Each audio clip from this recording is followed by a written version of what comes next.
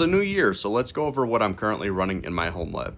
So starting at the top, I'm running the Labs 24 port PoE switch. So far, this switch has been awesome and it's super easy to configure, whether you're configuring it on your phone or configuring it through the web browser. Now, if we move down a little bit, I have two Dell servers. One is a Dell R320 and a Dell R420.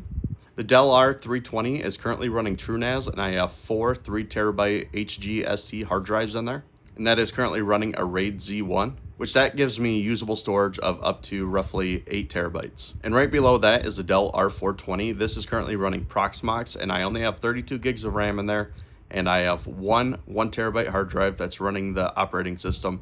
And then I have a 2 terabyte drive that has all the VM OSs on it. And then if we move down to the shelf, I currently have a little Zima board that's running Home Assistant, and then I also have an Intel NUC that has Proxmox on there.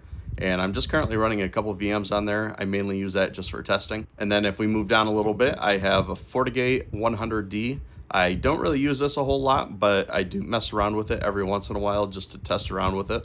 Now, if we move down a little bit further, I have all my Cisco switches and routers. I mainly use this to study for the CCNA. At some point, I do plan on getting that. And then if we move all the way down to the bottom, this is actually the newest part of the home lab. It's a UPS. This is an APC 3000.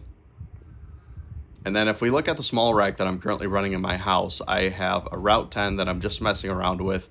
I also have a Protectly box that I'm running pfSense on.